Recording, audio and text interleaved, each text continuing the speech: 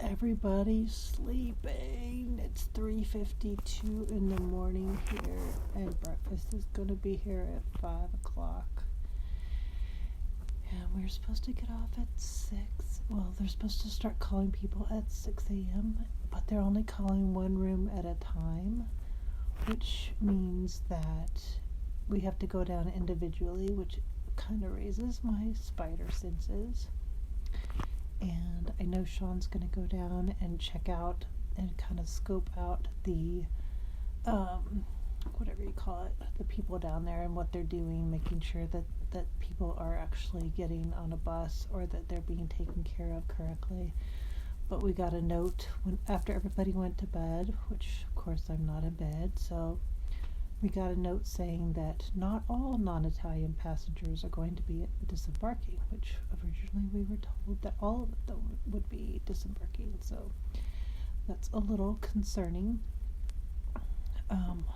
Spider senses are out. I am trying really hard not to be paranoid, but I am actually thinking about hiding money on my persons in case they take our stuff and dump us out somewhere. I know that sounds ridiculous. But why would they call us down one cabin at a time unless they were leaving people on board or something? So just a safety issue. When you're not in the United States and governments do what they want to do, especially when they're declaring a national emergency and they have the power to do just about anything that they want to do, it's a little, I don't know, it's a little scary. It's actually a lot scary. I can't even tell you how scary it is and how scary it has been, because a lot of stuff on here has not made sense. So anyway, so probably you guys on the East Coast, it's not that late there, but it's actually like almost 4 o'clock in the morning here, and I cannot go to bed. I'm not going to bed. I don't want to miss my call, and I don't want to sleep through it. And if I take my sleeping pill, I will sleep through it. So anyway, hey guys, I see a lot of people watching. You guys are up late. What time is it there? Is it like 9? Excuse me, 9 something? I drank a Diet Pepsi. So I'm packing.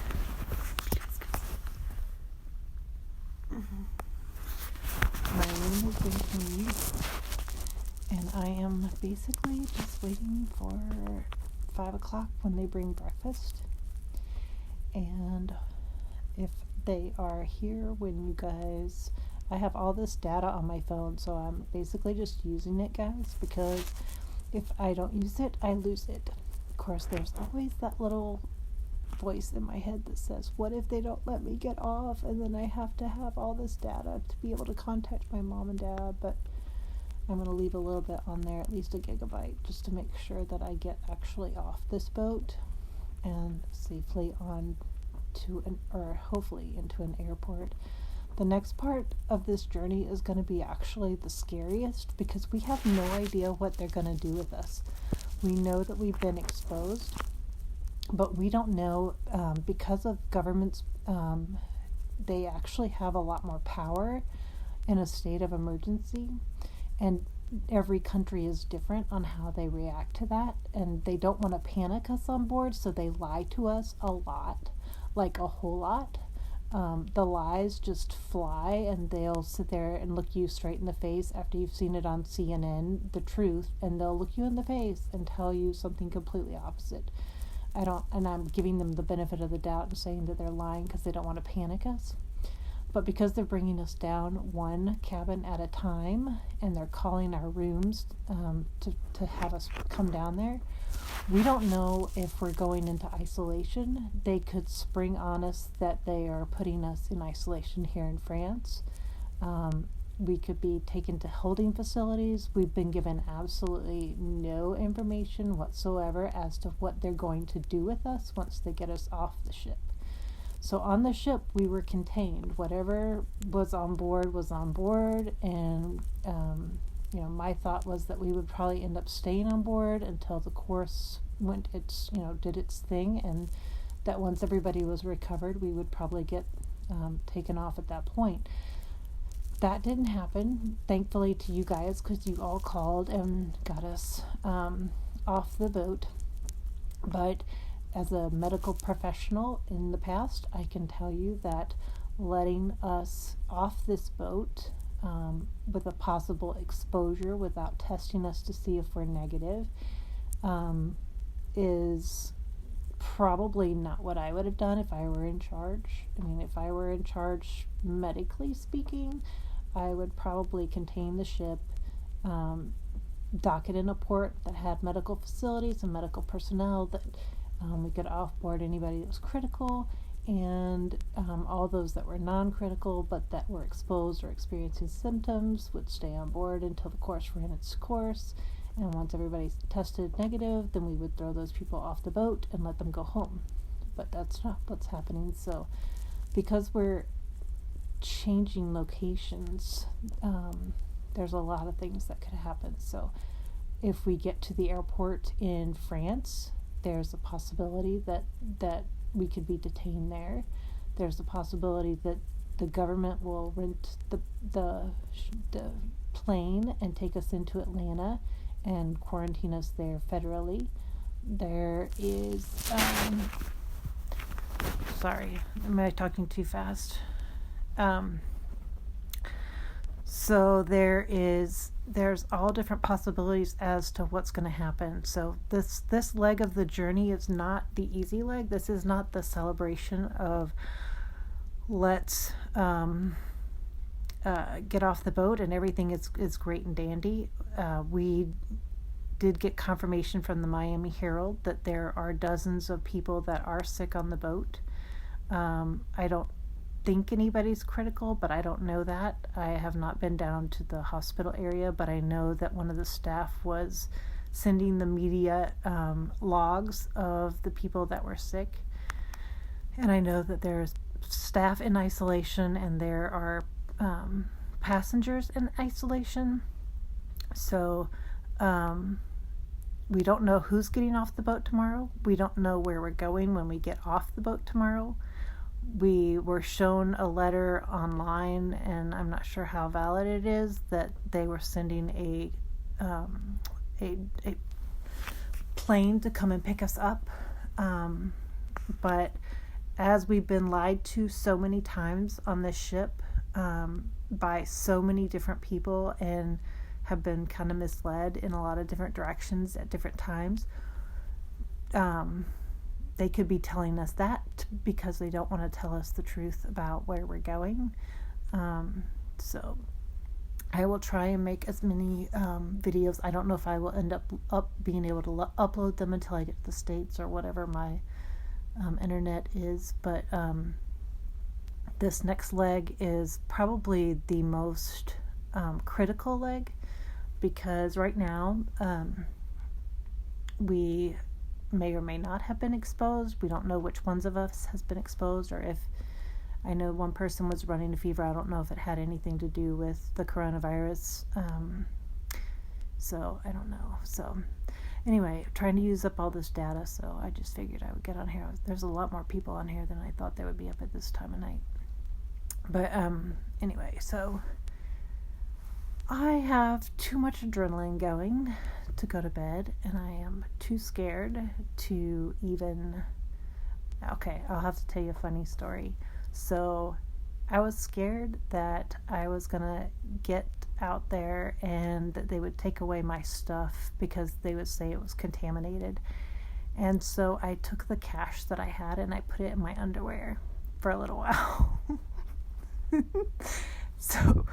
So anyway, so I decided that was probably a little bit too paranoid, and so anyway, so I took it out of my underwear and put it back in my billfold. So hopefully nobody goes into my billfold to get my money out. But anyway, let's see. How have you been staying busy? I have a baby doll in my room that I have been dressing and playing with and watching TV. We finally, actually, when did we get BBC? When we went into quarantine, they finally gave us BBC, and they started putting on movies that were not scary. And so I watched some movies or had it just going. And then tried to get up and walk around, and I laid in the bed. I was actually pretty depressed. I've been pretty depressed. It was actually not that hard to just lay in bed all day. And I've been keeping up with you guys, so I've been like reading your posts and all that stuff. And yes, you can go nuts in a cabin, and there was a couple of times that I have been going nuts. Keep it in my bra. Yeah, that's Maddie. That's probably a much better place to put it. But I figured they might make us. Anyway, it was pretty funny.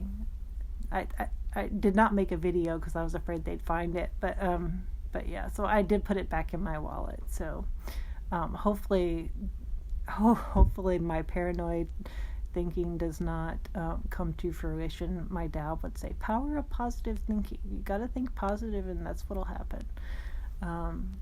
But anyway, so yeah, Marseille. I have not been up on the ship since they told us that we were quarantined. They told us we were quarantined right before dinner, and I went up and hid on the very top of the ship and until about 1:00 in the morning, and I was crying. And the funny thing was I'm up there on the top of the deck crying my eyes out, and my dad's comforting me, and I hang up the phone, and there I look across the water, and there's a cross up on the hill that was right there in Tenerife. And I sat there for like 2 hours looking at that cross, and I got scared. I was like, oh my gosh, am I walking to my cross? Is this the end? Is so anyway, but that was a weird story.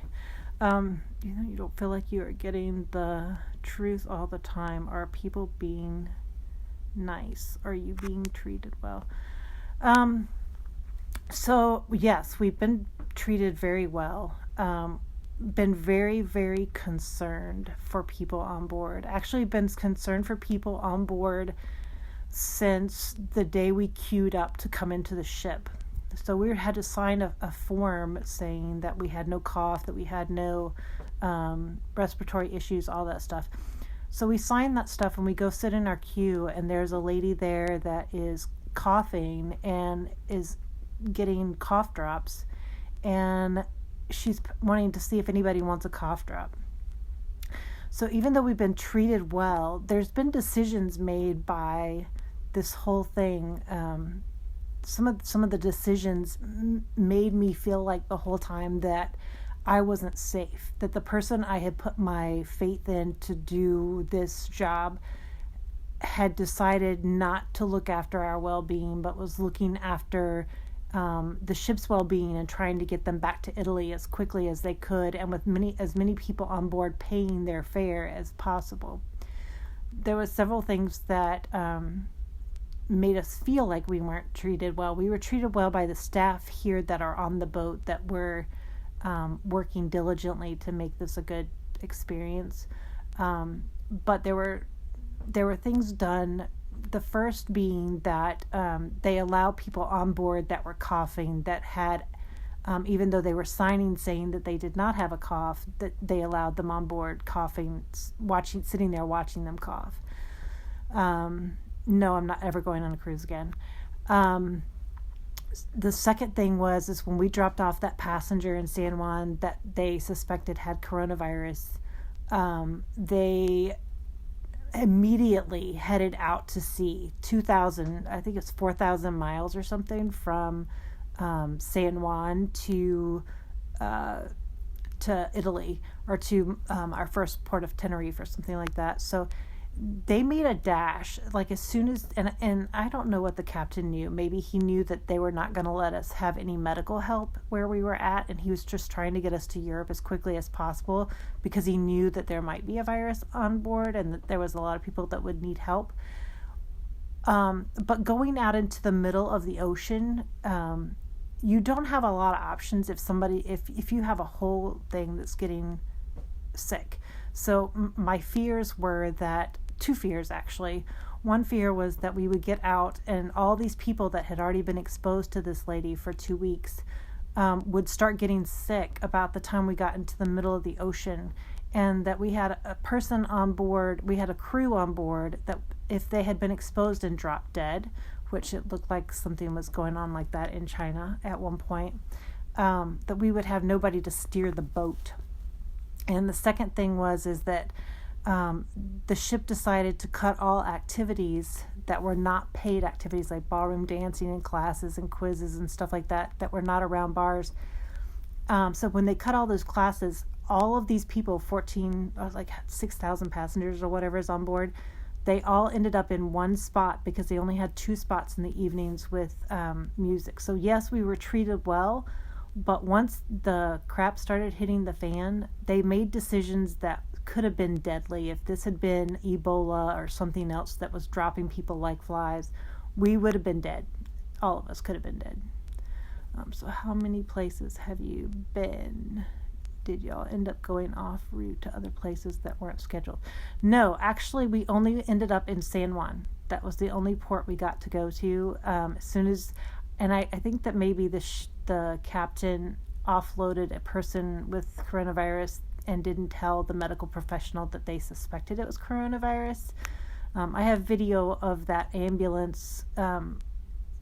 The driver from the ambulance, or the person that was doing the stuff in the back, getting out of the ambulance with only her gloves on, no mask, no other clothing to protect her. So they didn't tell anything about it, and I'm not even sure she had there's just some things that are weird. So yes, we only got to go to San Juan, and that was, it was a nice day. I was already picking up my spider senses. So I was starting to stockpile a little bit of Diet Coke. So I went into San Juan. I think I went into CVS 3 times and filled up my backpack with Diet Cokes to put in my refrigerator. We had 6 days. When we left San Juan, once we went we were supposed to go to Antigua next. And when we left San Juan, I filled up with Diet Cokes because we had 6 days at sea, supposedly after Antigua. When we offloaded the passenger in San Juan, of course, Antigua said, absolutely no way, you're not coming into port. So as soon as they found out that they were not going to let us port in Antigua, he took off as quickly as he could out into the ocean. And we had 6 days. We left a day early for Tenerife. So we got into Tenerife a day early, and we're met by police lines and all of this. I mean, it was crazy how they had everybody in Tenerife. But the people that we offloaded off the boat had absolutely no symptoms. They weren't coughing. Their respirations were fine. They walked out to the boat. Supposedly, they were serious cases. We had people on board. We had staff members on board that were coughing pretty, and as a medical professional, I would say I would want that person to be in an ER and being monitored, especially knowing that this virus could get really bad really quick. So there were things like that yes, they treated us well, but they didn't have our safety or any of their staff's safety in regard. Will you get any money back from this cruise line? Have they said anything about... Okay, so reimbursement. So they're giving us a voucher for what we spent on the cruise, and I have actually given that voucher to my room steward who took care of me the entire time. I am never getting on a cruise again. I would never put my family on a cruise. I thought about donating it to my daughter for her wedding. Yeah, and so I called her back and said, absolutely not. I'm not putting you on this boat. They don't have our safety or anybody's safety in mind from what we knew. Now, I'm saying that, but I don't know what the captain knew. So he may have been told that that they were not going to help him medically, and he just got across the ocean to Europe as fast as he could, where he could get help. And so, you guys, I'm saying this given you my knowledge of what I saw and kind of what we went through. We don't know what information the captain had. We don't have any information about any of the other stuff. I'm just not looking at what information they have, but just what actually happened and what could have happened And if it was the fact that countries weren't willing to do anything medically for people on board and he didn't have any other alternative, then those countries also need to be held responsible, because medical personnel, they're not held to the same standard as politics. As a medical professional, you help whoever is in need. You help whoever is out there. You don't turn away a ship with sick people, not for any reason. Absolutely not for any reason. And no doctor, no nurse, no medical personnel would tell you any differently.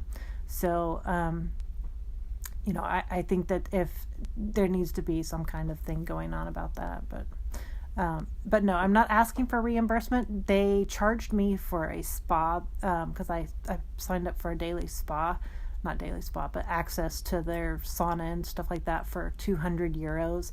And I never used it, and that's the only thing I'm asking for back is the 200 euros that I spent on a spa that I'd never used, and that closed down not too long ago. What would you say the average age of people on board is? Are they older? Any children? They're a lot older, so almost everybody's over 65. We did have some young families, and we did have kids. There were kids up in the, I think I've got video. I've got so much video, you guys. I videotaped everything. Basically, I spent this entire vacation just videotaping and doing logs of everything that was happening, because everything was just falling apart, like, so fast. It started falling apart right away. So I just documented. Yes, there were children, most everybody over 65. This is a smoking ship. This is not like the U.S. ship. So people can bring on lighters, and they smoke all the time. They have smoking decks. So there are a lot of smokers. Probably at least 50% of the population on this ship was high risk for pneumonia anyway. There was a lot of coughing on board, a lot. Now, there was a lot of smokers, so I got really good at listening to types of cough and trying to gauge who was sick, and who was chronic smoker sick, and who was having the dry, hacking cough that they couldn't stop kind of cough. So very vulnerable population. Can you not normally smoke on regular cruise ships? I don't believe so. You're not allowed to bring anything flammable on board at all. Is there a specific thing I can pray for you about before I go to sleep? Tomorrow's going to be huge. I am so scared. I have absolutely no idea what's going to happen. Absolutely none. Like, we're so scared. The guy on ship that is like a ex-military, his spider senses are up too. He's going to go check it out in the morning and see exactly what they're doing with people on board. But it just doesn't make sense. A lot of the stuff that we're doing is not making sense. So please pray about that. Please pray that each of these people are able to do what it is that they need to do, and that we all get home safely, not just the Americans, but there are people from all different countries here, probably 10 different countries that are on board, and most of them do not have press coverage like we did. And most of them do not have rides home tomorrow. Most of them have absolutely no idea what's going to happen when they walk off the ship. They are pretty much assured that they're going to walk off, and they're going to give them a piece of paper that, by the way, does not cover any of us for travel exemptions, which means that none of us has the right to be on the street. And that they're going to, they said something about a hotel. Expenses would be taken care of, that they might put them in a hotel for a little bit. But if this is close to us, so they told us that we had free Wi-Fi. They gave us a voucher for 250 megabytes, which, by the way, just checking Facebook, I go through in a day.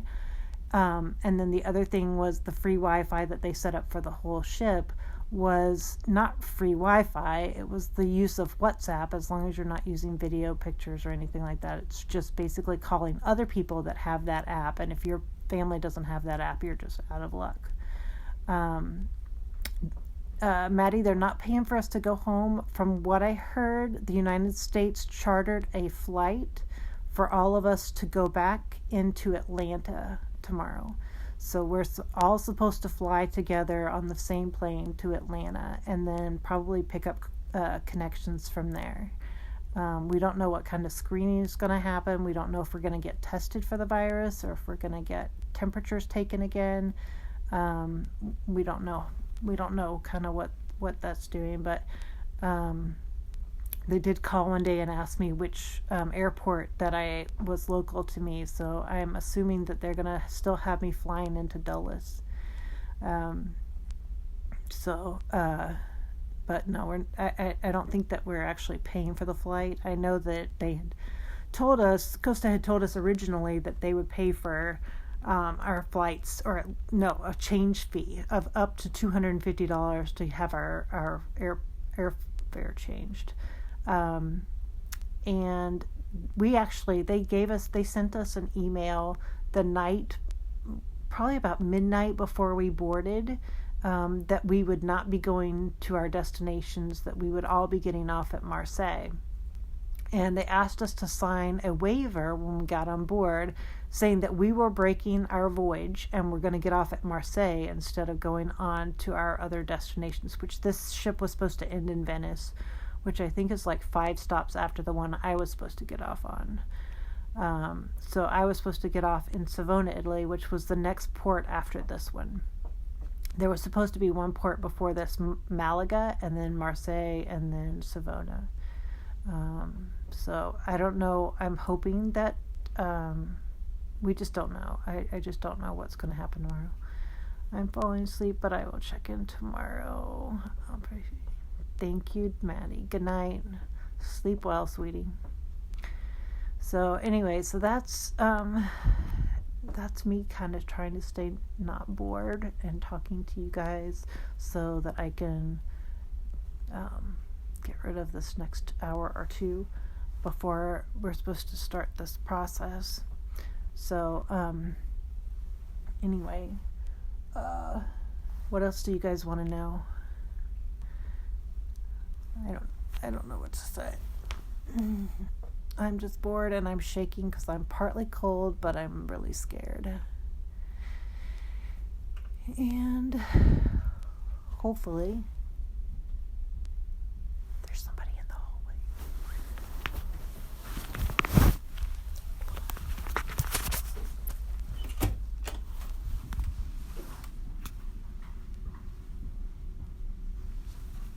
We have paperwork.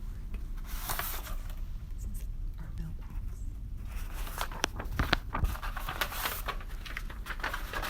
You know.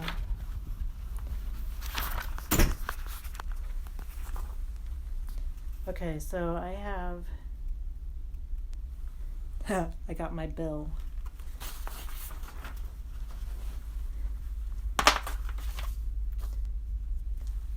I have flight arrangements. I do. Transfer time, notification. Okay, so I will be in Atlanta at 10 p.m., 319 NO4432 MRS to Atlanta. I think that's Marseille to Atlanta. I think it says my flight leaves at 10 p.m. tomorrow. Transfer time is 7 p.m. And I should get into Atlanta at 4:10 a.m. And then I got a bill. And yeah, they actually Okay, so they actually took off 100 euros off of my spa credit. 223 euros for internet. And yeah. So anyway, that's that. And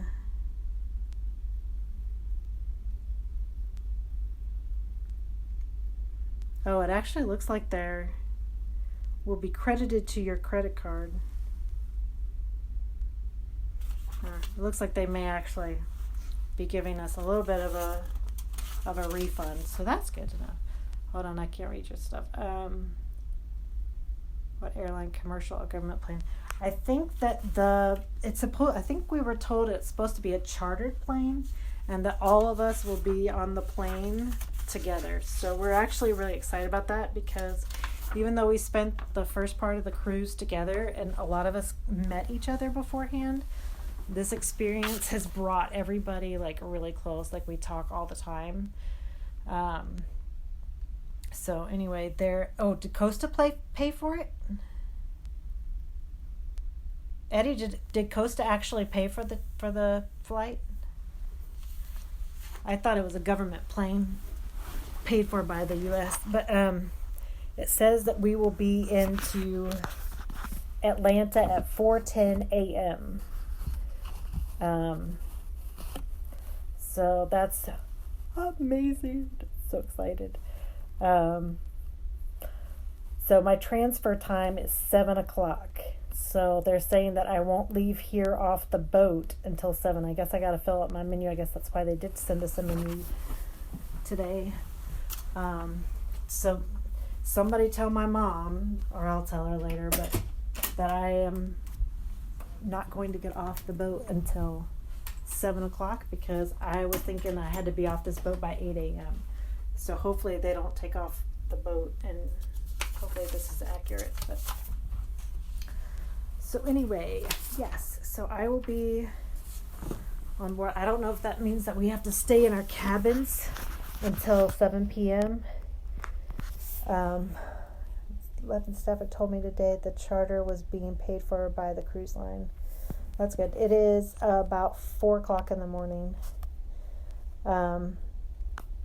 Yeah, Michael, I I agree with you. I'll believe it when I see it. I'm just really glad that they let me know that my transfer time's not till 7:00 tonight, because I would have been freaking out. Because they made it sound like we were all going to be like off the boat early in the morning. Tape rolls on her arms, no mask or gloves. I don't know. Actually, that was one of those things that she was coming by each of the doors, and they did this thing. I think it was their way of checking on us to make sure that we weren't sick.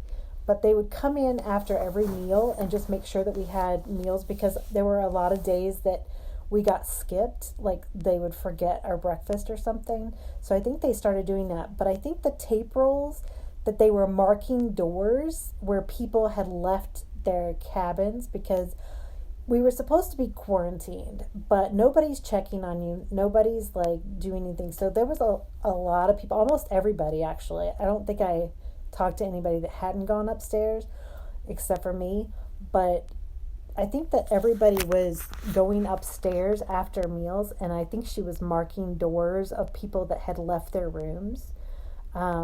But I was documenting, and I've been documenting what was going on in the halls, because they were coughing. There was a lot of people that were working that were coughing, like the dry hacking, like barking cough. And every day they had, some days they would wear gloves, some days they would wear masks, some days they didn't have anything on at all. They really didn't seem protected to me. And the people, you have to know how to use gloves. You can't just put on gloves and then wear them all day. It does absolutely nothing to wear gloves and use them like you would use your hands. So, because you're just touching something and touching on something else. You're doing the same thing with the gloves that you're doing with your hands. So unless you know how to use gloves, gloves do absolutely nothing.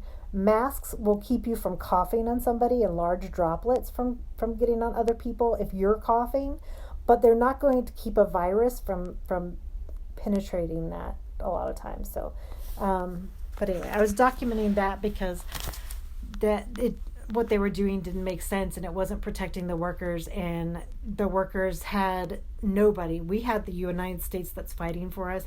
I don't know what the worker laws are in Italy, but these kids were not being protected. If they had been my kids, I swear to God, I would have been screaming at staff, and I did. I have been, and I alerted the media as soon as I knew that something was going on with the staff. And luckily, thank you, Miami Herald, for picking up that story and letting the world know that these staff need help and protected. And I'm so glad that the staff was able to, the staff here, even though they're not American, was able to talk to Miami Herald and give them the evidence that they needed, that there was people sick on board. So that was really important. And our press, we talk about going into these other countries and doing all this stuff, and how we're not helping people at home, and how we're going out and helping other people. These people, they don't have the same luxuries that we do. And when we see something that's wrong, morally wrong, it is our responsibility as citizens, and maybe even the government, to step in and say, absolutely not under our watch. So, the videos were basically, some of it was a little paranoid of me, just because I couldn't understand what the tape was. So I figured I'd look at the video later to see what it was that she was doing in the hallway. But the other part was that, as you can see in the video, she's not wearing any protection. She wasn't even wearing her mask when talking to people. And there were people on our floor that were coughing, and have continued to cough even to today. I think we had I heard 4 different people coughing today. So being asked to be on 2020 to tell your story also. Okay, so yeah, so all this started when I first found out that the captain was taking off across the Atlantic Ocean. I contacted Kathy at the Freelance Star, our local paper. She ran a story. It was picked up nationally. Once she picked up that, New York Times contacted me, and I've been talking to one of the guys. He checks in on me every day. I don't think he's continuing to write stories, but he just checks in to see how I'm doing every day. And anybody else that was contacting me, I've been referring them to other people. I was under the impression that, medically speaking, if a medical person was actually running this thing, is that they would probably take this ship to Venice, and we would all be sitting on this ship until the virus had run its course and everybody was well, and we could be discharged without infecting anybody else, without endangering anybody else. And I did not want to run my internet like crazy with all of these different reporters and different routers, and basically most of them seemed to be interested in only getting the information for their story, and then not really caring about what happened after that. I needed a point of contact. I was feeling so out of control that I had no say in anything that was going on, or that nobody heard my voice. I just needed somebody that I knew was listening to me, that had a bigger voice than me, because I was on a ship where I didn't have a voice.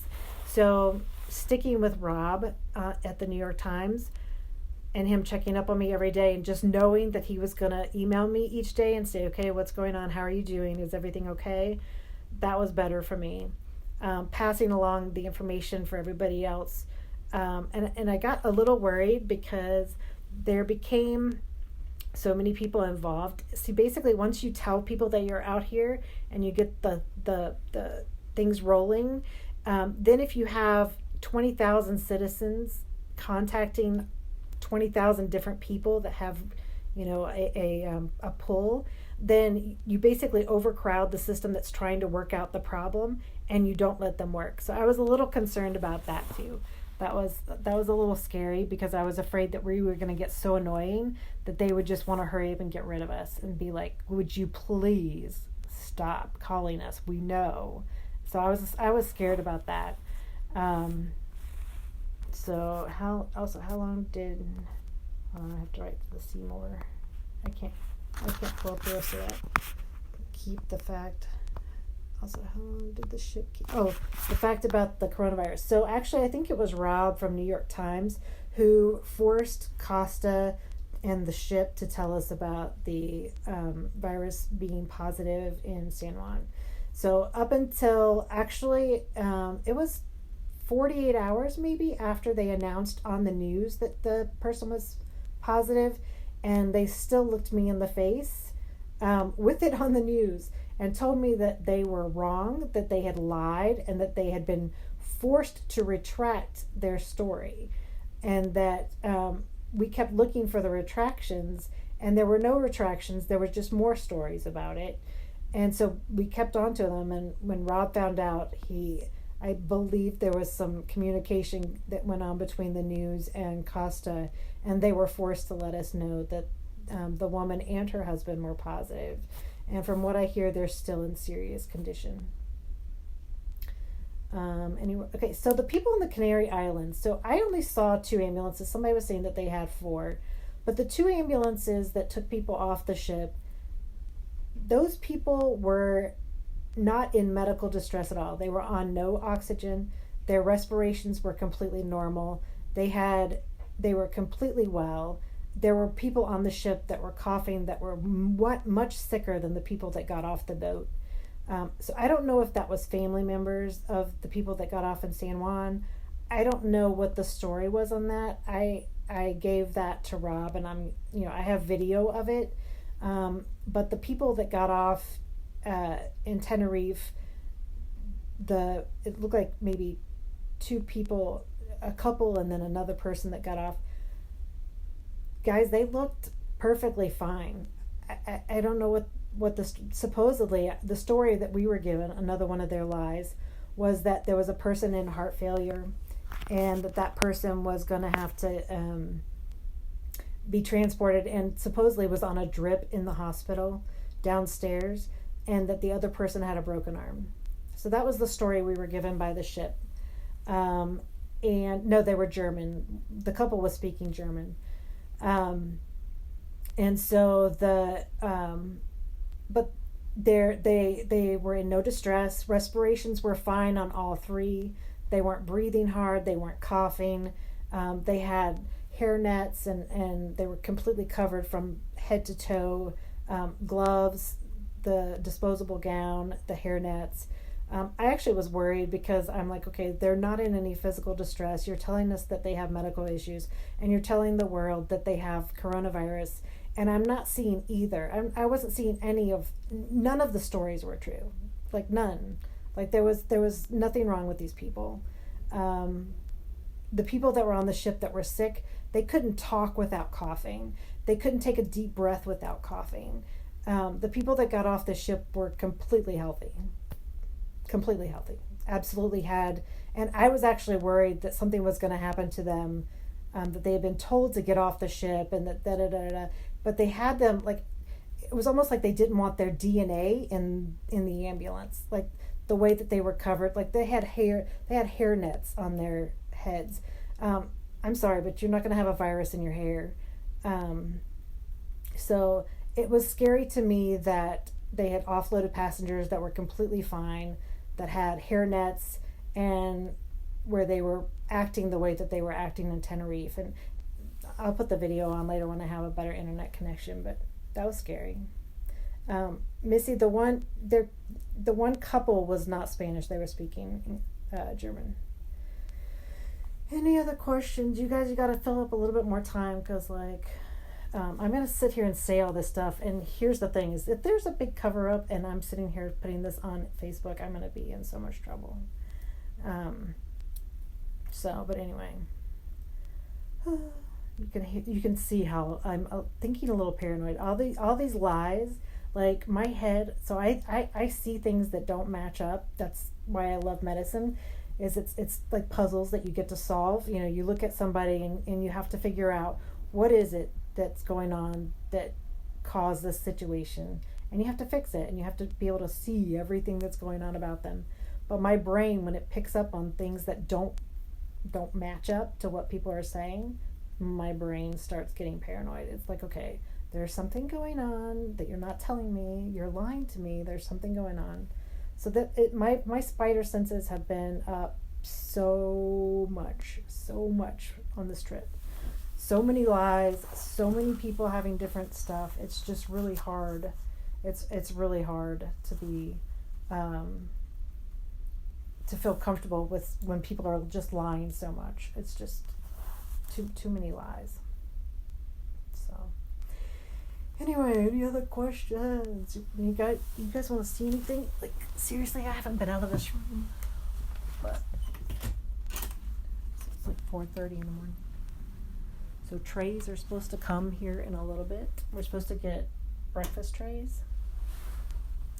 So anyway, we'll have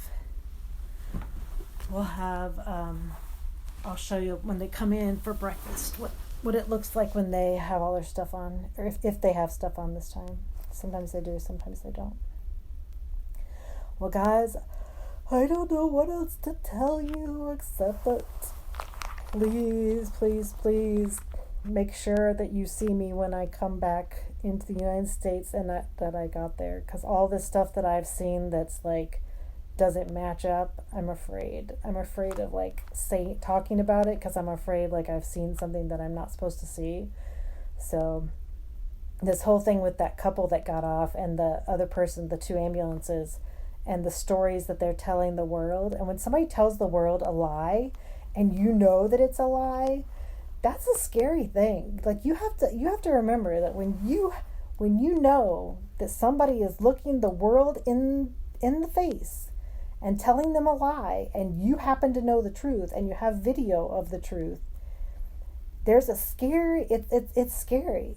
It's like you're like sitting here going, excuse me, but what you're telling the world doesn't match with what I have on video. And so that's, it's a scary thing. And especially when all of this stuff is going on and governments have been given power to do basically whatever they want to or whatever they need to do to protect people, and they're getting ready to haul us off in a plane. It's scary. Hey, Missy from Florida. I'm in Virginia. You're in Caroline County? Girl, I'm right beside you. I think she wants to stay incognito. Yeah, I can imagine, Missy. With everything that is going on, it's, I think a lot of people, I think right now, when you're in danger, you don't want to like start telling the truth until you're not in danger anymore. It's kind of like, if you start telling the truth before you're out of their hands, then anything can happen because you're still in their control. And, like I said, the people that got into the ambulance could possibly be family members or, people that were exposed earlier. I don't know. They weren't sick, but there could have been a very good reason why they were not sick and they were getting into the ambulances. And somebody was saying that there was 4 ambulances, so the sick people may have been in 2 different ambulances. Maybe they were just trying to get us not to see the people that were really sick.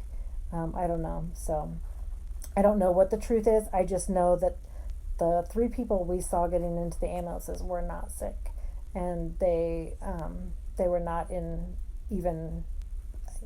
I wouldn't have even taken them to the ER. Yeah, I know, Missy. It's terrifying, and I think that people are terrified of saying anything until they're safe at home. And I think even then people are going to be scared of telling the truth because there's been so many lies, and not just lies to us, but there's been lies to media, and there's been lies. And when people try to cover up, this is the problem with fear and panic. When people do something and they do something wrong and then they try to cover it up, and we know people do stupid things when they're trying to cover up and they don't want to be found out. So it is scary. It's scary, and it's, like I said, spider senses are like all over the place right now. Yeah, I know, Missy. They were completely fine. They were absolutely fine. Respirations were fine. There was no coughing. They were talking without coughing. There's people on this ship that can't talk without coughing. So they were not taking out the sickest people. But here's the other thing. They may have been trying to spare Tenerife the embarrassment that they were not allowing people that were sick onto their shores. Yeah, Missy, a lot, in this day and age, a lot of people are scared of Facebook. They're scared of people knowing their faces and stuff like that. I deal with a lot of people. Yeah, intuition, yeah, mine gets into overdrive too much. Mine tends to go into overdrive. But it's what made me love medicine and makes me good at other things too. So it's a good thing to have. And I told Rob tonight, I said, it's easier, instead of trying to make the pieces make sense and trying to come up with a story that makes it make sense, is to just point out the pieces that don't make sense and just say, hey, listen, this piece doesn't fit, and this is why. And I don't know why it doesn't fit, but you might have the ability to go and find out why this piece of the puzzle doesn't fit.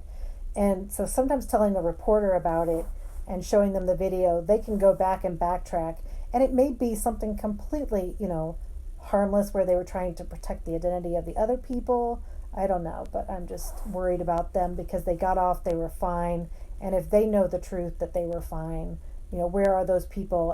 And there was, what was it, 6 or 8 pieces of luggage that went into that ambulance with that couple. So that was a little concerning too, because there was way too much luggage for the people that got off. Yeah. Anxiety, I totally know that one. Yeah, now Missy, the people that got on before Lauderdale were exposed way more than we were, because at least the couple got off at San Juan. That was our first stop, so we had I think 1 or 2 sea days before San Juan. So the people that boarded with that Italian lady, they actually had a lot more exposure than we did. So that was actually my concern, was that the crew had at least 2 weeks of exposure with her, and when we crossed that ocean, the Atlantic, it was about the time for them to all start showing symptoms, and we would be in the middle of the Atlantic Ocean. So that was the scariest 6 days of, maybe not the scariest of my life, but very close up there with some of the top ones, as far as having no idea if that ship was going to have a crew to run it, if we were going to wake up one morning and all the crew be so sick that they couldn't, drive the boat. We actually started coming up with people that could drive the boat, in case that happened. Like as the passengers, we were trying to resource anybody that had skills on board in case we got stranded out there. Told heart problems, so she thought she was safe. We were hoping she would have gotten off. Well, actually, I think that there was a person that got off in the Canary Islands that I have an idea they suspected was coronavirus. I think that the captain knew that the crew was sick. There was a lot of people that were replaced when we got into Fort Lauderdale from the crew. I believe they replaced even the captain of the boat in Fort Lauderdale. I think they changed over to a different captain. So I think that they already knew that captain had been exposed. So yeah, that was, you like the vet. Sean's amazing. Oh my gosh. So many times I've taken my spider senses to him and said, okay, here's my spider senses. This is the piece that doesn't make sense. Can you please verify or check it out and make sure that we're okay? Because the spider sense about what was going on tonight for tomorrow morning, and I gave him the pieces that didn't make sense, and he said, yep, you're right, they don't make sense. He's planning on going down in the morning and just making sure that everybody's okay. That is going down one cabin at a time. So he has been humongous in getting me through my spider senses. So that's kind of humongous, as far as he's kind of been my person, because he has the skill, the knowledge. He's worked emergencies like this before, so he knows what's to be expected, and he knows what the protocols are. And like me knowing medical protocols, he knows the protocols for all of the emergency management part of stuff, and what the DOD does, and the executive branch, and all that stuff. So he was a huge resource in knowing what should be happening, and if that was different in what was actually happening. So the good point is that they told us from the very beginning we would be getting off in Marseille. So even though they've taken us on this roller coaster, we're actually getting off at the port that they told us the night before that we would be getting off at. So I don't know if the captain has known all along exactly what the plan would be. and they were just kind of stringing us along. I don't know, about all of these, huge things. So I don't know what the purpose of the whole roller coaster was, except the fact that we kept finding out that what they were doing was lying to us, and then they had to kind of backtrack. So I don't know what the deal is, but anyway, so what time is it, guys? It's almost 5 o'clock. Supposedly our breakfast is going to be 2 hours early tonight or this morning, so I am hoping that because I have a late transfer that it's going to be scary being on this boat the whole day, knowing that everybody else is leaving, because we're all okay. So supposedly, this is what makes me nervous. We're all getting on the plane at the same time. We're all taking the exact same plane to the United States, and if that's true, then all of the United States people that are on board should be getting off at the same time. But they're supposed to start calling us to go downstairs to disembark at 6 a.m. So, and they gave us a paper to fill out that gives us it's a paper that they give everybody in France that wants to travel, because they've banned travel. So you have to have this piece of paper that allows you to travel, and you only under 5 different exemptions can you travel in France. So they gave us this paper, but the 5 exemptions, none of us from the United States, or actually nobody on this boat, qualifies for any of those exemptions. But they gave us the paper to fill out. So we're like, well, we can't lie, because if we lie, they can imprison us. So what if, those people that are just going to check one, they can say, well, you're not actually doing that. So they're, the fact that they're giving people that none of us qualify for those exemptions. So the fact that they're giving us those papers to fill out made me really nervous, and then I told Sean and made Sean nervous. So there's things about it that just don't make sense. We were told by the State Department that we were being picked up at 6 a.m., that we would be disembarking at 6 a.m. this morning. And it says my transfer right there is at 7 p.m. So we were told that we were all going on the exact same plane to Atlanta, and then we would all be on flights from Atlanta to our home airports. So we'll see if that happens. I'm hoping it does. But the letter from Mitt Romney said 6 a.m. The letter that I just got this morning says 7 p.m. tonight. So Sean, yeah, he did an interview. So all of those people that were contacting us, we sent them to them, and I think Fox actually contacted. No, I think Sean actually contacted Fox or something like that.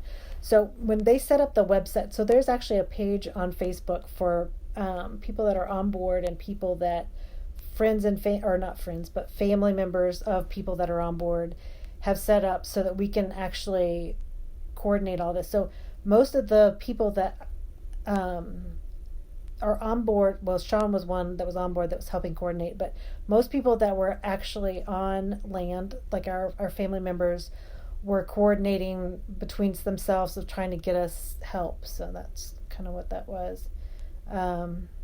Yes, Carolee, he's very impressive. He is ex-military. He does this. He was doing this for a living. So his job was specifically in emergency management in the really high up levels. So he ran, stuff like this. He actually contacted the captain and told him that he could be of service to the captain if he wanted, but I don't think the captain took him up on it. They've said all along that we were getting off at Marseille. They kept telling us, well, Spain's ports have closed. France has now closed their borders. So we kept hearing, every time we would get to a stop, it was like, well, they've closed their borders. We're not allowed in. So we've been on this roller coaster ride like the whole time. So Sean has been a huge force, and he's been calling every single person on because we have inner cabin phones. So he's been calling every single person just to check up on them every day too. He's been doing, he's such a calming force for all of us that are freaking out. And, I've taken one cruise before, a 3-day cruise to the Bahamas, and that was solo too. But that's the only cruise I've ever been on. So I've been panicking. I was panicking before the coronavirus. I was scared just about crossing the ocean on a boat. Um, this adventure, even minus anything else that was going on, was going to be a my New Year's resolution to be able to do it solo, and be able to be confident in my own self and being able to travel across the world by myself. So there's been a lot of panicking, and Sean has been the force that has kept us sane and calm, and kind of walking us through probably what they're doing, so that we know kind of what's going on behind the scenes, and knowing that they're working hard behind the scenes. So, and dispelling my spider senses, when my sister has been huge on that too. Oh my gosh. My older sister was like, she's probably cruised, oh my gosh, at least 40 times. So every time I would, like, tonight we were told that we were getting a plane to go to America, and I leaned out the door and I started screaming to everybody, we're getting a plane, they're coming to get us. And the girl leans out the window and she goes, the boat just turned around and we're headed to Italy. And I'm thinking, we've been hijacked. Like, the America has said, okay, we're coming to get them, and the ship is saying, nope, we're taking them to Italy. That's what I was thinking. My sister gets on and she goes, no, they have to stay out in international waters until it's time for you to dock. So they're just going to sit out there and putter around until it's time for you to actually be in port. And so, like, that all happened in a matter of like 5 minutes.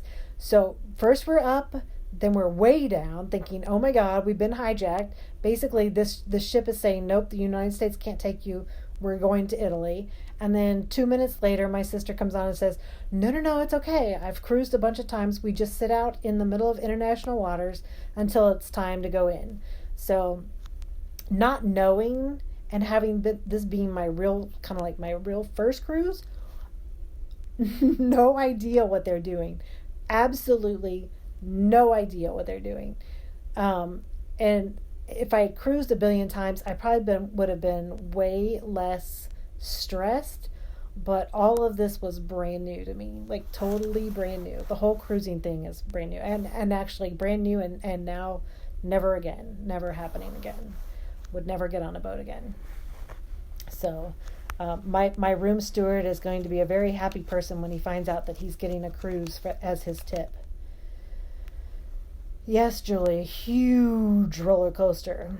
And when I put all of these videos together and all these video diaries that I've done over this time period, you will be able to see all of the different roller coaster rides that we've been on, the different lies that we're told, the waiting, thinking that we're out in the middle of the ocean and we're going to have a dead captain and a dead crew, and we're not going to have anybody to steer the boat that knows how to actually operate the boat.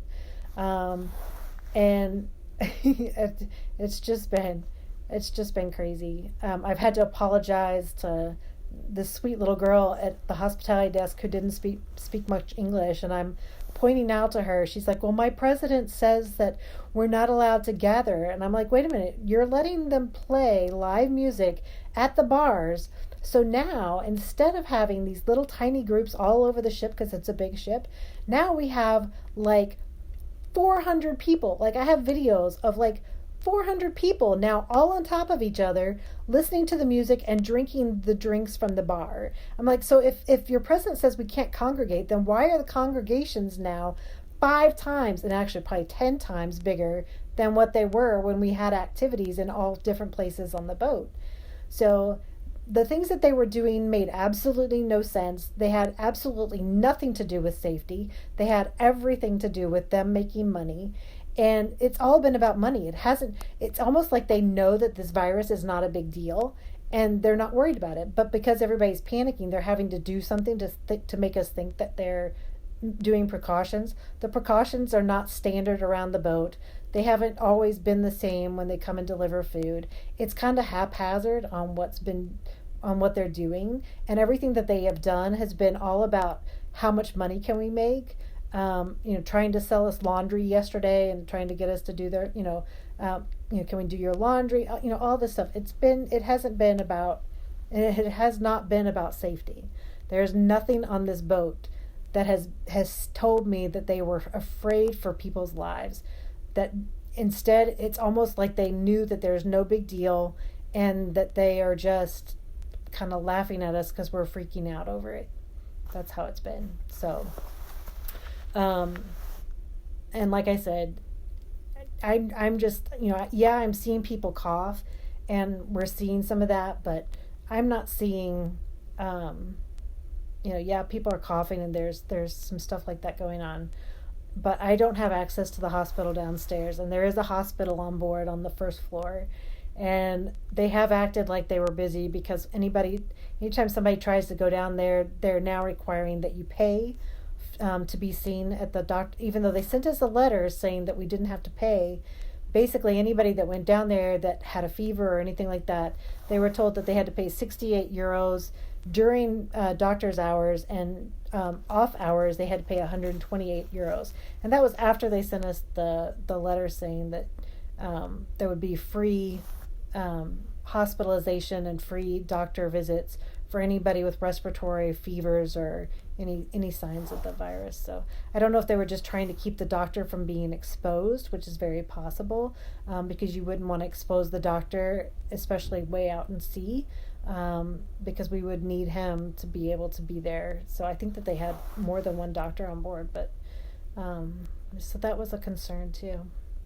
So I don't know what else to say other than I'm bored, and it is 5:00, so let's see if they're bringing drinks.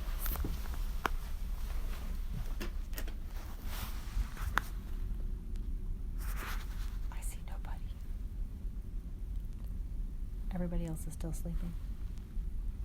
But you can see everybody's got the notes in their thing that they didn't put in the boxes until like 2:00 in the morning. So you can see. I'm tempted to go and look at somebody else's and see if they have the same time as me and the same flight information as me, because I'm scared that I'm going to be left on this boat and they're going to take me back to Italy because I did not sign the form saying I was getting off at Marseille. But I do have the piece of paper that says that I am going at 7 p.m. So anyway. All right, guys. Well, you guys need to be in bed. Like, what time is it there? It's like 5:00 in the morning. Guys, what time is it there? Is it like 11? What time is it? I think actually I have my watch still on East Coast time. It's 12 o'clock there. Is it 12 o'clock there? Well, anyway, Miami Herald article said Costa is owned by Carnival. Do you know if that is correct? Yes, a subsidiary of Carnival. It's not necessarily Carnival, but the same company that owns Carnival also owns Costa. Midnight there. Thank you. You guys are up late. 10 p.m. in Utah. Very cool, Julie. So, Julie, you're in the same time zone as my daughter. So it's 10 o'clock her time too. I just FaceTimed her. Can you guys tell I'm bored? I'm totally bored. I can get rid of my key tomorrow. Woo-hoo. Which is awesome. Although I have not used it in how many days? 3 or 4 days? It really hasn't been that long quarantined. So my my guess, and a lot of the some of the passengers that have been on here since February, have their guess was that we would have to all go to Venice and stay in Venice until April 3rd. So I had been mentally preparing to have to be in this room until April 3rd in Venice, docked but not allowed to leave. So I actually didn't have to stay in this room as long as I was mentally preparing myself to have to stay in this room. But that still doesn't mean that I won't have to stay in another room in federal custody. So we don't know. We haven't been told if we were going to be quarantined federally or if we were going to be quarantined, just allowed to go to our own homes after we get to Atlanta, or if we get to Atlanta and we have to be quarantined in Atlanta. So because, like I said, because this is a national emergency, the president and the countries have pretty much carte blanche to be able to do kind of whatever they want if they deem you a risk to the population. And we don't know what they're going to consider a risk is, if we're going to actually be tested for the virus, or if we're just going to have our temperatures taken, or if they're going to see if we cough. I don't know what they're going to do. Did they offer you a balcony room? No, they did not offer me a balcony room. Yeah, I know, Julie. Everybody is scared. Everybody is scared. Not just because of the quarantine, but they have, the only information that we've been given is that we're getting off in Marseille. Like, they have made it a point not to say anything about what's happening to us when we get off. Like, it's been hush hush. Nothing. Not a thing. And in fact, the ship has not told us that we have a flight from a chartered flight from here to the United States. They haven't told us like anything. Tonight's letter that we got in at 2 a.m. with our connections and stuff, that's the first thing that we've been told about anything. So at least they're saying that I'm getting on a flight. Tonight they sent us a letter saying that only some of the passengers that were not Italian were getting off here. So they made it clear in their words that not all of us were getting off this boat just because we weren't Italian. So I don't know if they're leaving people that are sick on board. I don't know if those people will end up having to go to Venice. There's a lot of questions for those folks that if I were in their shoes and I didn't have that piece of paper saying I was getting on a flight, that I would be absolutely terrified. Well, we've been terrified. We've all been terrified. It's just been one terrifying nightmare. So, Julie, I think that we were talking today about possibly doing a reunion in Atlanta a year from now and making scrapbooks of our videos and pictures and all that stuff for everybody to share next year somewhere in Atlanta. So that's something that we're talking about trying to organize. And tell him not to leave without you. We're not actually allowed to we're not actually allowed to be, we have to go down one cabin at a time, and he's on a completely different floor than I am. So I have no idea when he'll be going down. They're separating us and doing this one cabin at a time, which is making us really scared. So he is going to go scope that out very early. He may have already started going down there to scope it out and see what exactly they're doing, because some people have been leaving their rooms the whole time. But like I said, we have smokers, so everybody's kind of been taking walks up on board, even though they've told us to stay in our rooms. Missy, I have heard that originally we heard that every person that was not Italian was getting off the boat except for crew members. So we were told every country is getting off, but I'm not sure. Those people that are in other countries, Denmark, for example, across my floor, said that they have been told nothing. They have absolutely no idea what's happening with them. And yeah, I know the reunion thing, I think with as much as everybody's been on the Facebook page and stuff like that, I think everybody is going to want some time to process what's going on. But I think that we're all going to want to see each other again at some point, just to kind of share what we've processed and just kind of celebrate that we're past all of this, including the virus. So I think that we're just wanting to get back to normal, and we know that we're not coming home to normal, that normal back at home is not there right now. So that's also my I have no idea what I'm going to walk into when I get home. So I don't know what my husband has been getting. Luckily, he works at a grocery store, and they have set up a place in the back of the store for employees to buy their goods, so that they're not trying to grab stuff and stuff like that during the time. So at least he works at a grocery store, and I have, at least we have access to whatever we need from that. So that's good.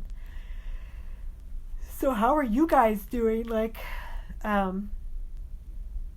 know you guys are going through a ton of stuff too, like people's jobs and all of that stuff. So hopefully each of you is okay and is processing as much as you can.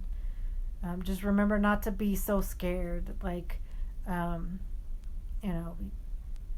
this the fear and the panic can hurt you almost worse than a virus can. So, and I've seen that with the fear and panic that has happened on this ship. There have been times where I was wondering about my mental sanity.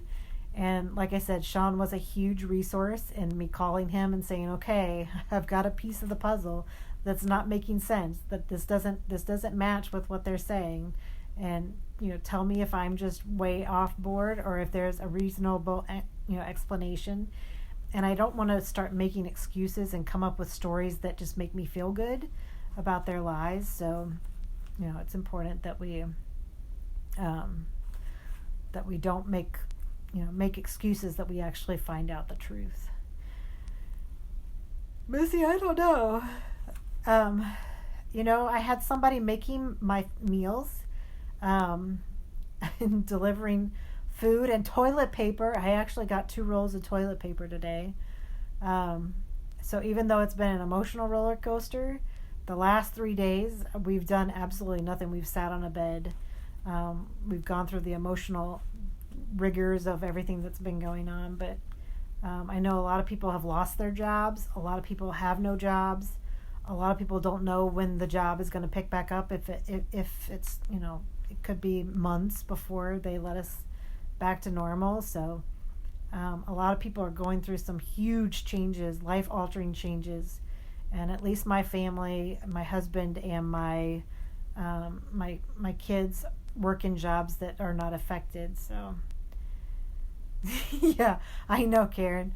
I actually put on Facebook tonight that I couldn't figure out what I was going to do to celebrate coming home, but I have decided I am going to run a full marathon and only wear toilet paper. So that's going to be a video, I think, for the very end of my movie, my little collage of videos that have been taking place over this whole thing. Will be me finishing on the finish line wearing toilet paper only, and a full marathon. So look for that part. Yeah, I know. It's really scary. I have friends that own hotels and stuff like that, and they are they are so scared. When people stop coming. We've been running an Airbnb out of our home for a while. And for people that are coming into our home, it's been a supplemental income. It hasn't been our main income, but it's scary. There's a lot of people who just don't know. And the thing is that they're wanting this curve to be such a low and long curve instead of a steep and short curve. And I don't know if you guys know anything about infectious diseases, but the bell curve is usually, with this kind of a virus, it's a pretty steep curve. So you see, a lot of fatalities over a short amount of time, but then it goes through the population and everybody's immune at that point, or it kind of peters out, because they're isolating everybody, and they've never done that before ever in the history since like 1918. I don't think they even did it then, but because they're isolating everybody, they're dragging it out. And I think that the reason that they're doing that is because they don't have the ventilators. The care is taking a long time. So if they make that long curve, a long short curve, or a long not very high curve over a long period of time, they'll be able to have more people on respirators, and they'll be able to save more people. But that means that they have to shut the countries down for a lot longer time, and we may actually not survive because they shut everything down. Because I described it to one reporter as, my son had atelectasis, reactive airway disease, when he was kids, And when what would happen is he would change barometric pressure, we'd go on vacation, and his lungs would collapse. They kept diagnosing it as a pneumonia, but his lungs would just collapse. They would just shut down because of it being exposed to to something that was reactive to it. And it wasn't the barometric pressure or the cold or anything like that was killing him. It was the shutdown that killed him, or that was trying to kill him. And so that's what I've been scared of. That's one of the reasons that I decided to keep taking this trip, because I think that the panic is worse than the actual virus. Not to overpopulate the hospitals. That's what I think. That's why I think that they're dragging it out, Missy, is because they want to make sure that we have resources for as many people as possible.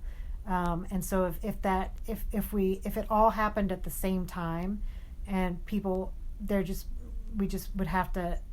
would have to basically say it's a mass casualty unit and stop saving anybody that was actually going into respiratory distress. So that's the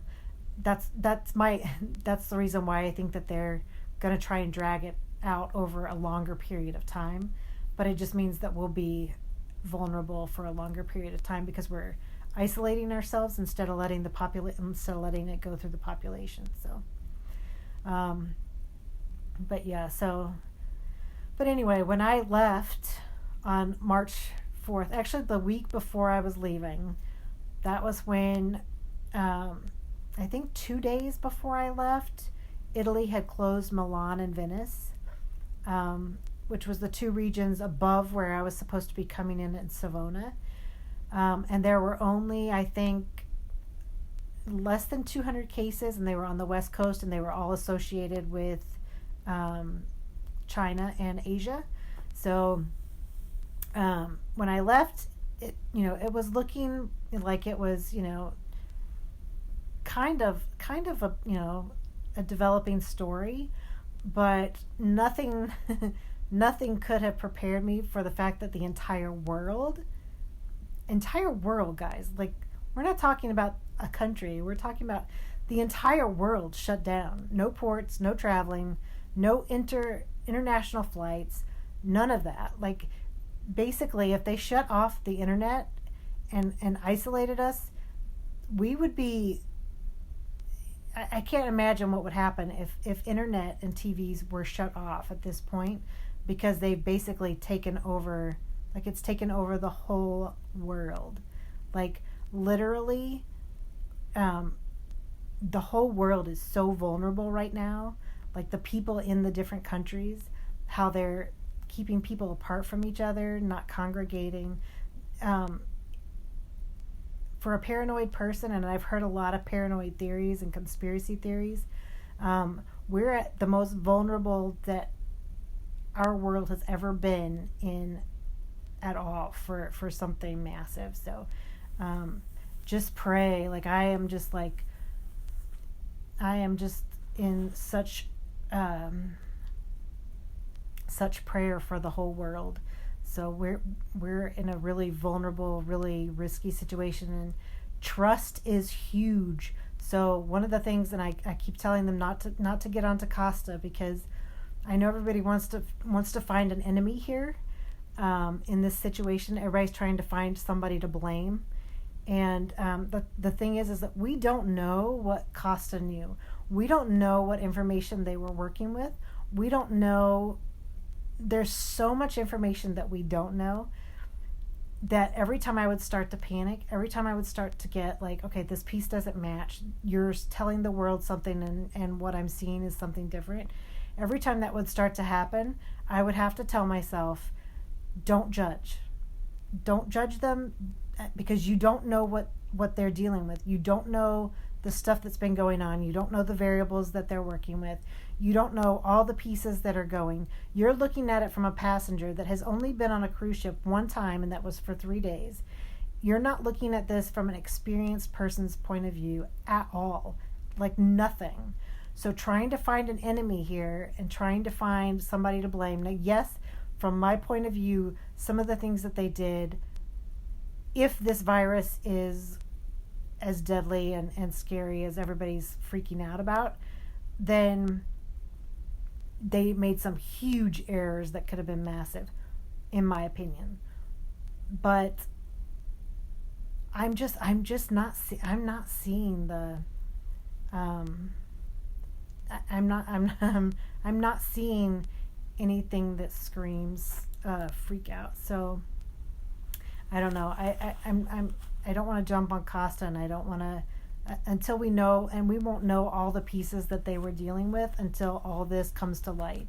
Like I am absolutely 100% sure that the variables that this captain was working with will be told at some point. That he will have to go before somebody and tell what variables he was dealing with and why he made the decisions that he made. I'm positive of that, but I can't,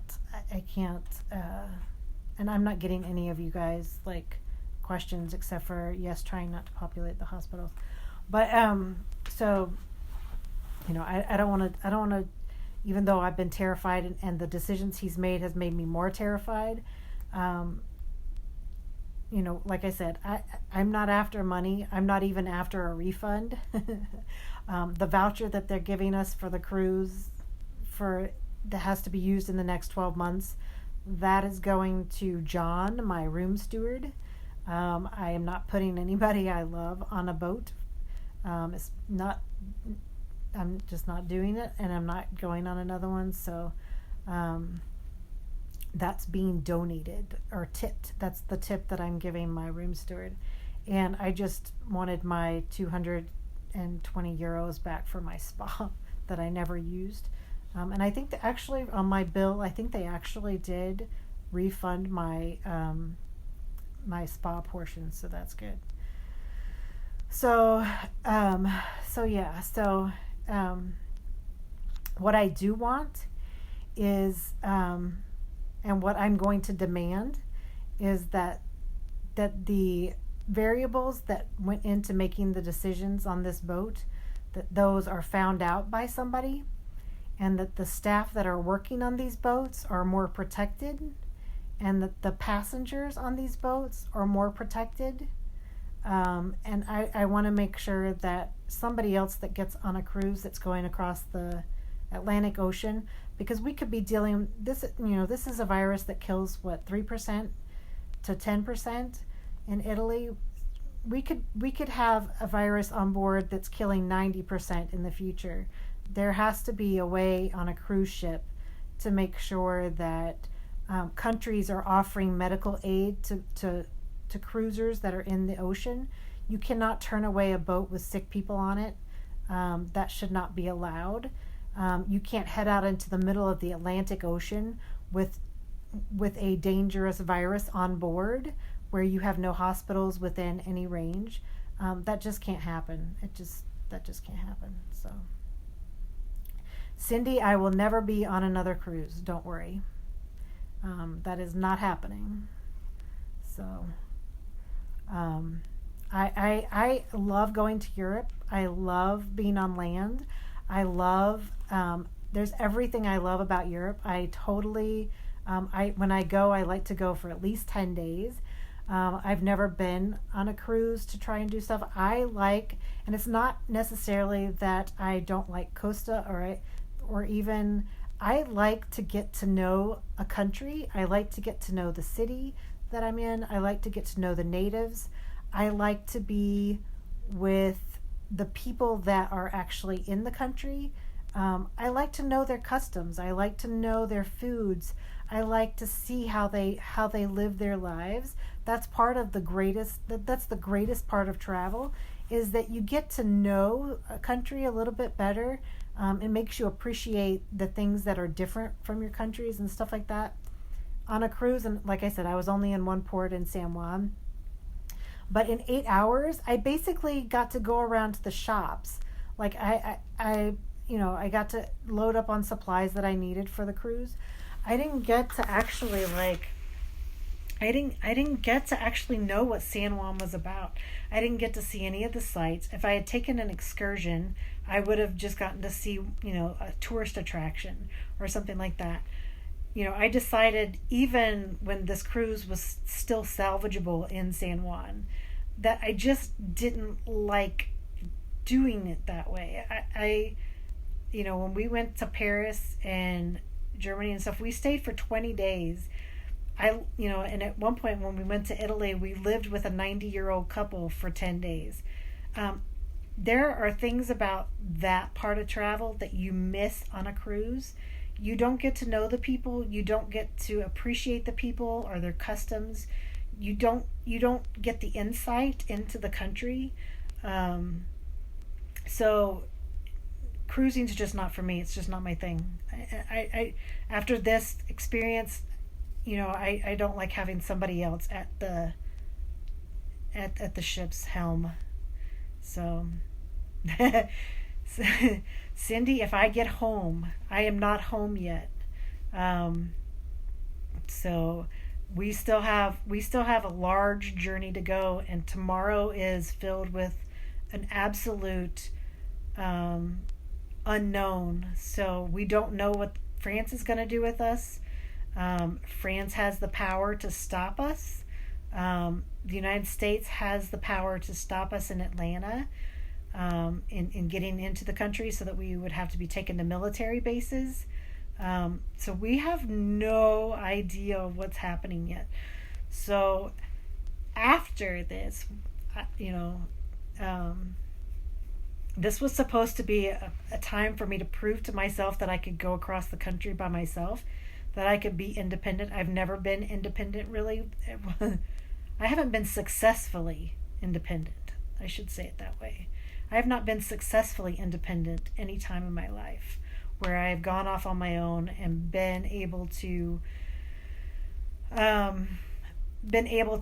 handle myself properly. So this was supposed to be proving myself to get through this situation. And I don't know if I did it as well as I would have hoped. So I kind of panicked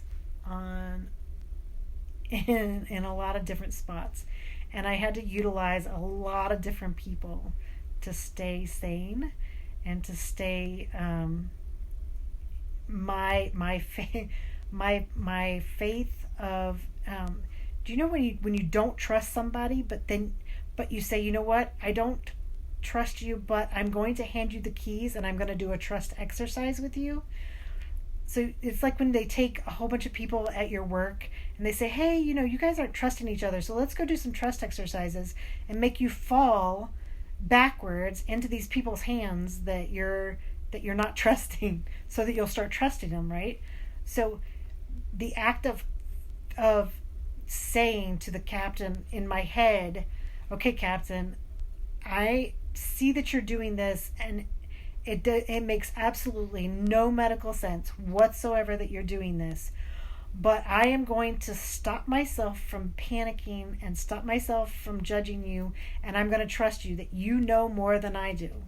You have that this captain has more information than I do, and that this captain is going to actually and that given all of the information that he has, that he is making the best decision he can to help all of us that are on board.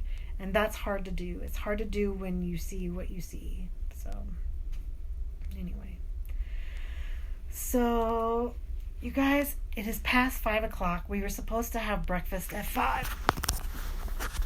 So it is now 5:30 in the morning, and there's not a soul on board moving, which is another part that is scary.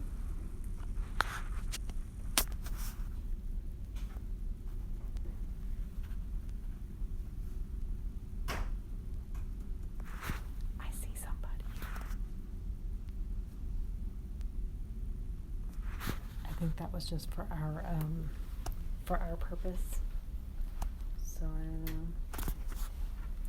But we got a paper saying that breakfast would be here at 5 a.m. So I don't know if I've been pretty sure that the people on board like tap into what we're saying and stuff, because there's been stuff like that happens. So Yes, it is the hardest thing to do, Missy, to trust somebody that you don't trust. And when you trust somebody that you don't trust, it's not for their benefit, it's for your mental health benefit. Because if there's nothing that you can do and you are in their hands anyway, then you have to relinquish your fear, and you have to say, you know what, I'm not going to be afraid, not because there's not something to be afraid of, but I'm not going to be afraid because it's not healthy for me to be afraid. And that's when you have to say, you know what, we all have a time to die, and I don't know when my time is, and I can't do anything about it, and I'm just going to have to not be afraid. This is the same thing that the whole world is going to have to go through after this virus. When you walk out your door and you hear somebody cough, and you've been through a catastrophe where everybody's coughing and they drop dead, and then you go outside and you hear somebody cough. On this boat, every time somebody coughed, my ears went ping, and you started to listen for the types of coughs and the kinds of coughs that were dangerous and the kinds of coughs that were smoking related, the kind of cough that I just got something in my airway kind of cough and I need to get it out.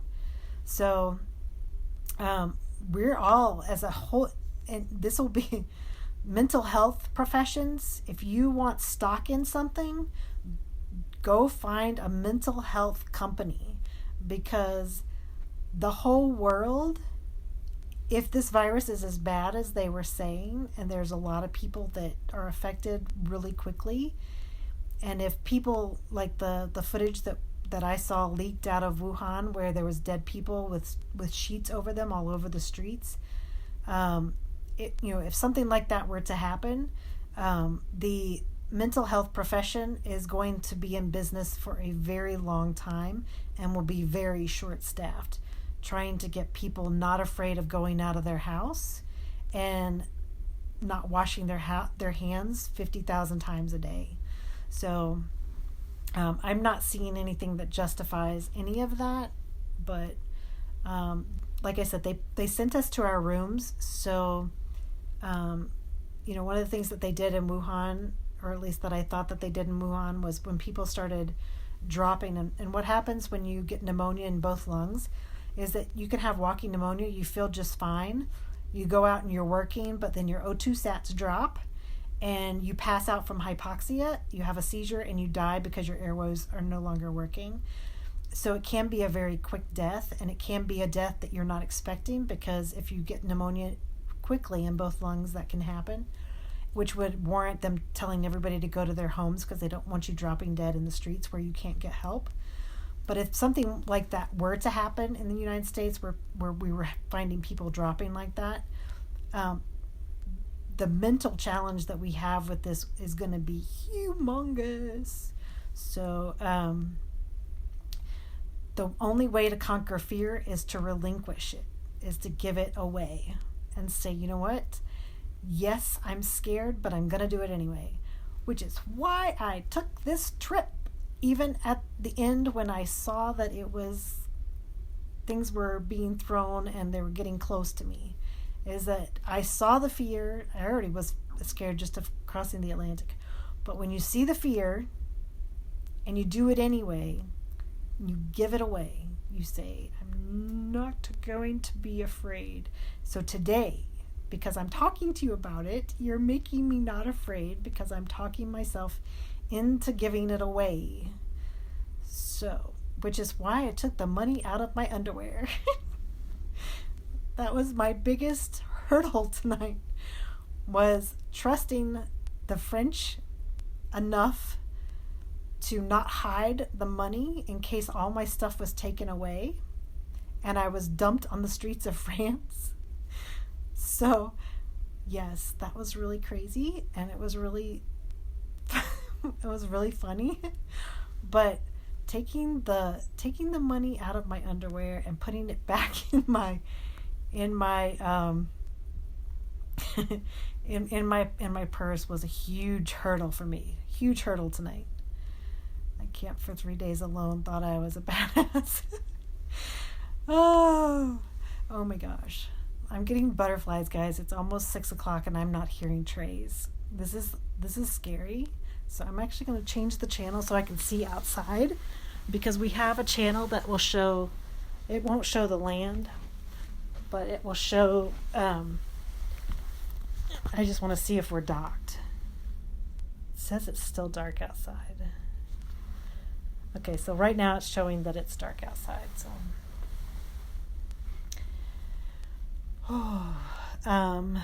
So anyway, we'll have to see. I'm still hoping that Costa is going to prove that all the decisions they made were not only rational, but were the right decisions. And I'm hoping that when they air that, and hopefully there will be some kind of hearing or some kind of thing that they have to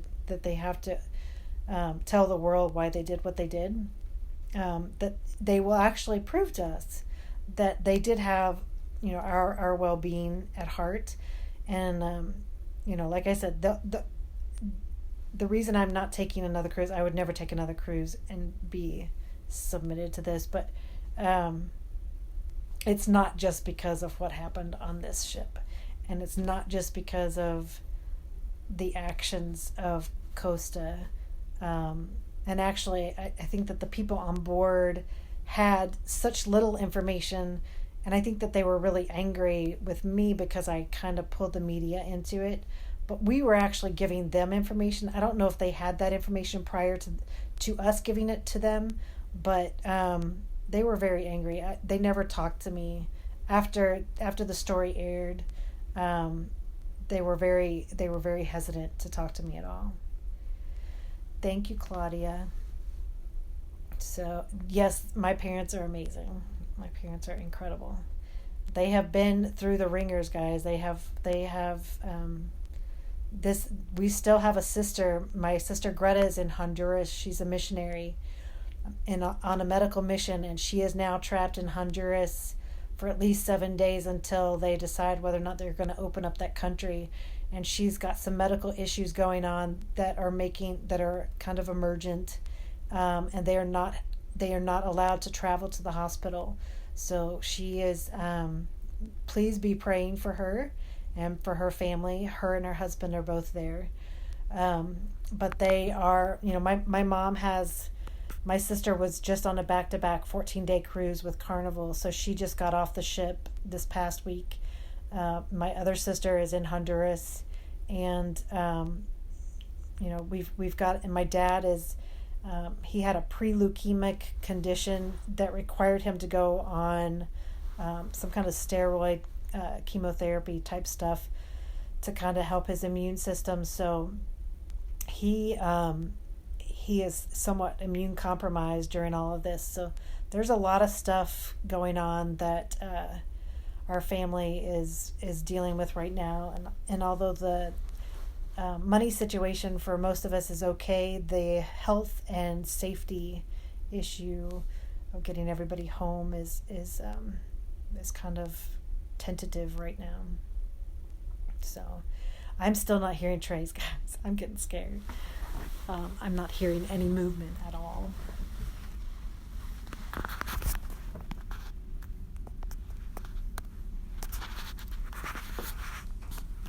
Nothing.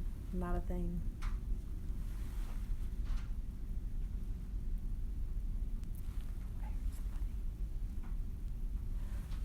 The suitcase that was in the hallway is gone. So we were told not to put suitcases in the hallway, but there was a suitcase in the hallway at the end of the hall where our room steward comes out of the crew cabin. So suitcases without people make me nervous on this boat. Make me very nervous. So, Claudia, we are told that yes, we are getting off this boat.